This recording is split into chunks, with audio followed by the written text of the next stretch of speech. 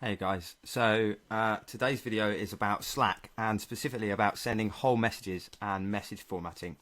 So one of the things I see quite a lot is stuff like this, where somebody has sent a bunch of Slack messages that could have been one message, but they sent them by pressing enter in between each bit so that they're separate messages. And the problem with this is that I don't know where to put a reaction.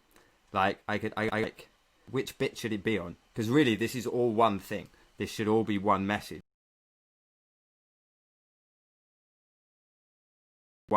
And that's really important when it comes to threading, because if I want to talk about this under a thread, do I should I thread underneath this middle bit here that it's about? And we end up with a disjointed conversation, right? So in reality, this message ought to be one message, and you can do that as an example here, right? This has been the same thing written as one big message, and now if action on it, the reaction applies to the entire message. If I share it, to share to send it into another channel or something, or I get a link to this message, so I want to link to it from somewhere else, it will link to this entire message rather than just a piece of it. And I can a thread underneath the whole message. So this is good practice. And if you're sending one sort of piece of information, you should try to send whole messages like this. And the way to do that is to just type something. And if you press enter here, it's going to send this message, right? Whereas what we actually want to do is we want to put a carriage return. So I do that by holding down Option on a Mac, and that gives me a new, and then I can write out my whole message.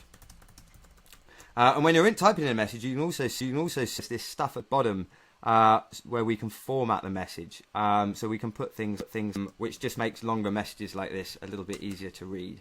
And we could also put like bitted lists. Again, I'm just using Alt and Enter here, and that's the message.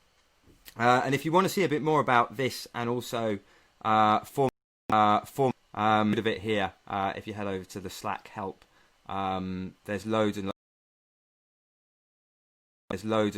to have a look at the formatting so that you can write your messages in a way that the